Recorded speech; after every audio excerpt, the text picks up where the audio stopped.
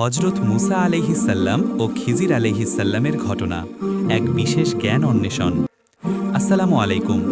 কোরআনুল কারিমের ১৬ পারার শুরুতে সূরা কাহাফের শেষাংশে আল্লাহ তাআলা হজরত মুসা আলাইহিসসাল্লাম এবং এক বিশেষ জ্ঞানী বান্দা হজরত খিজির আলাইহিসসাল্লামের এক শিক্ষণীয় ও চমৎকার ঘটনা বর্ণনা করেছেন। এই ঘটনা আমাদের শেখায় যে মহান আল্লাহর জ্ঞান কত বিশাল এবং মানুষের জ্ঞান কত সীমিত। জ্ঞানের অনুসন্ধান। একবার হজরত মুসা আলাইহিসসাল্লাম বনি ইসরায়েলের এক জনসমাবেশে ভাষণ দিচ্ছিলেন। সেই সময় একজন মানুষ তাকে জিজ্ঞাসা করলেন, মানুষের মধ্যে সবচেয়ে বেশি জ্ঞানী কে? নিজের জানা মতে মুসা আলাইহিসসাল্লাম ছিলেন আল্লাহর দেয়া জ্ঞানপ্রাপ্ত নবী, তাই তিনি উত্তর দিলেন, আমিই সবার চেয়ে বেশি জ্ঞানী। মুসা আলাইহিসসাল্লামের এই উত্তর মহান আল্লাহর পছন্দ হল না। আল্লাহর কাছে আদব বা বিনয় হল যে কোনো জ্ঞানের প্রশ্নে বিষয়টি তার ওপর ছেড়ে দেওয়া, অর্থাৎ মুসা আলাইহিসসাল্লামের বলা উচিত ছিল, আল্লাহ তাআলাই ভালো জানেন কে অধিক জ্ঞানী। এই ঘটনার প্রেক্ষিতে আল্লাহ তাআলা মুসা আলাইহিসসাল্লামের কাছে ওহী নাজিল করলেন যে, দুই সমুদ্রের সঙ্গমস্থলে অবস্থানকারী আমার এক বান্দা আপনার চেয়েও বেশি জ্ঞানী। আল্লাহর এই কথা শুনে মুসা আলাইহিসসাল্লাম অত্যন্ত আগ্রহের সাথে তার কাছ থেকে সেই বিশেষ জ্ঞান লাভের প্রার্থনা জানালেন। তিনি আল্লাহকে বললেন, হে আল্লাহ, আমাকে তার ঠিকানা বলে দিন। আল্লাহ তাআলা মুসা আলাইহিসসাল্লামকে নির্দেশ দিলেন, একটি থলের মধ্যে একটি মাছ নিন এবং দুই সমুদ্রের সঙ্গম স্থলের দিকে সফর শুরু করুন। যেখানে পৌঁছানোর পর মাছটি নিরুদ্দেশ হয়ে যাবে, সেখানেই আমার এই বান্দার সাক্ষাৎ পাবেন। মুসা আলাইহিসসাল্লাম আল্লাহর নির্দেশ মতো থলের মধ্যে একটি মাছ নিলেন এবং তার খাদেম ইউশা ইবনে নুনকে সাথে নিয়ে সেই রহস্যময় গন্তব্যের দিকে রওনা হলেন। মাছের অলৌকিকতা এবং খিজিরের সাক্ষাৎ। দীর্ঘ পথ চলার পর এক স্থানে এসে মুসা আলাইহিসসাল্লাম এবং ইউশা ইবনে নুন একটা পাথরের খণ্ডের উপর মাথা রেখে ঘুমিয়ে পড়লেন। ঠিক এই সময় ঘুমের মধ্যেই এক অলৌকিক ঘটনা ঘটল।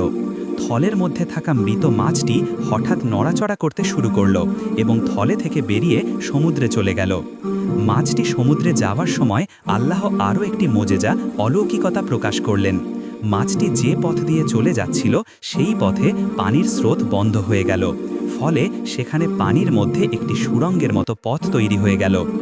ইউশা ইবনে নুন সম্পূর্ণ আশ্চর্যজনক দৃশ্যটি দেখতে পেলেন, কিন্তু মুসা আলাইহিসসাল্লাম যখন ঘুম থেকে জেগে উঠলেন তখন ইউশা ইবনে নুন সেই বিস্ময়কর ঘটনার কথা তাকে জানাতে সম্পূর্ণভাবে ভুলে গেলেন। সেখান থেকে তারা আবারও সামনে রওনা হলেন।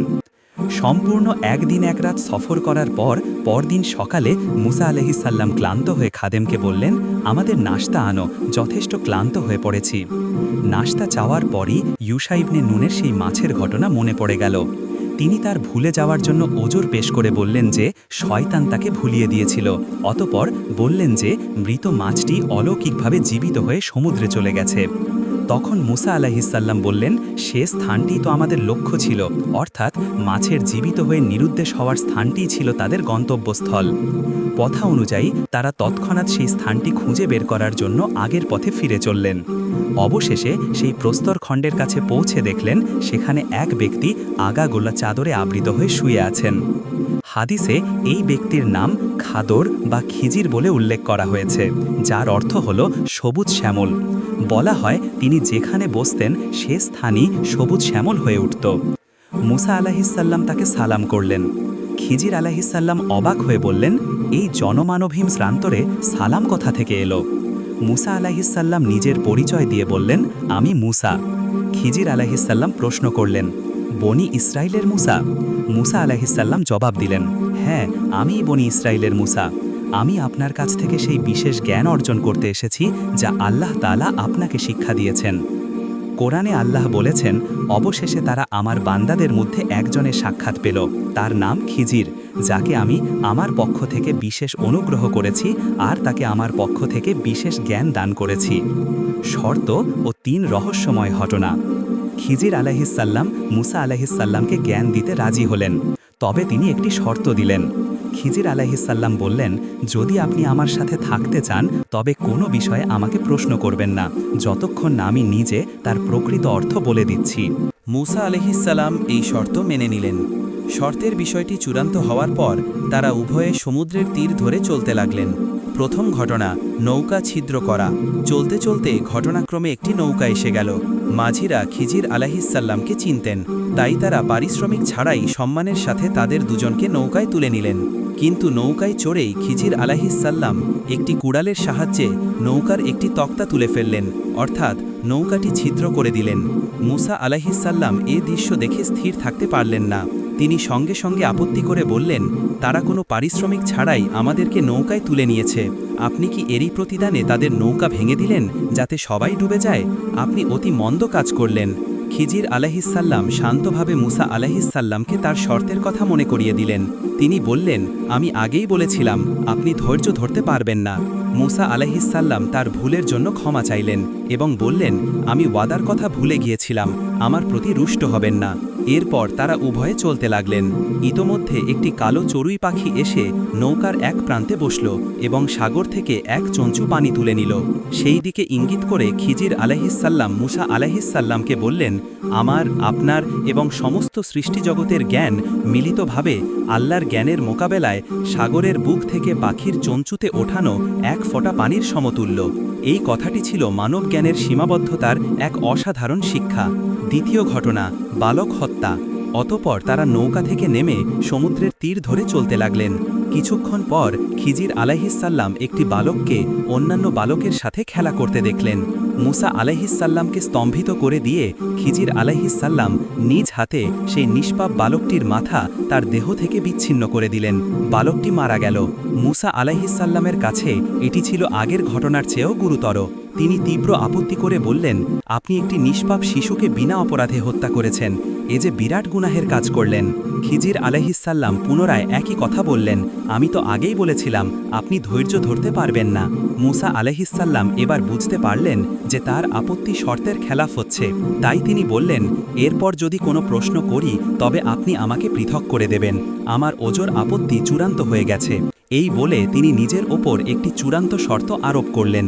তৃতীয় ঘটনা, প্রাচীর সোজা করা। অতঃপর তারা আবার চলতে লাগলেন। এক গ্রামের ওপর দিয়ে যাওয়ার সময় তারা গ্রামবাসীদের কাছে খাবার চাইলেন, কিন্তু গ্রামবাসীরা তাদের খাবার দিতে অস্বীকার করল, আতিথেয়তা দেখালো না। হঠাৎ খিজির আলাইহিসসাল্লাম এই গ্রামের একটি প্রাচীরকে দেখলেন পড়ে যাওয়ার মতো অবস্থায়। তিনি মুসা আলাইহিসসাল্লামের সামনে নিজ হাতে প্রাচীরটি সোজা করে দিলেন, যা ছিল গ্রামের মানুষের প্রতি এক বিশাল কাজ। মুসা বিস্মিত হয়ে বললেন, আমরা তাদের কাছে খাবার চাইলে তারা দিতে অস্বীকার করল, অর্থাৎ আমাদের আতিথেয়তা করল না, অথচ আপনি তাদের এত বড় কাজ করে দিলেন। ইচ্ছা করলে এর পারিশ্রমিক তাদের কাছ থেকে আদায় করতে পারতেন। মুসা আলাইহিসসাল্লামের এই তৃতীয় আপত্তি ছিল শেষ সীমা। খিজির আলাইহিসসাল্লাম তখন বললেন, এটাই আমার ও আপনার মধ্যে বিচ্ছেদের সময়। এই বলে তিনি তাদের মধ্যকার শর্ত পূর্ণ হবার ঘোষণা দিলেন। কোরআনে খিজির আলাইহিসসাল্লামের কথা এসেছে, সে বলল, এখানেই আমার এবং আপনার মধ্যে সম্পর্ক ছেদ হল। যে বিষয়ে আপনি ধৈর্য ধারণ করতে পারেননি, অচিরেই আমি সেগুলোর তাৎপর্য ব্যাখ্যা করছি। রাসূলুল্লাহ সাল্লাল্লাহু আলাইহি ওয়াসাল্লাম এই ঘটনা বর্ণনা করে বলেছেন, মুসা আলাইহিসসাল্লাম যদি আরও কিছুক্ষণ ধৈর্য ধরতেন তবে আরও কিছু জানা যেত। ঘটনার রহস্য উন্মোচন। বিচ্ছেদের আগে খিজির আলাইহিসসাল্লাম এক একে সেই তিনটি রহস্যময় ঘটনার প্রকৃত কারণ মুসা আলাইহিসসাল্লামের কাছে বর্ণনা করলেন। ১. নৌকা ছিদ্র করে দেওয়ার কারণ।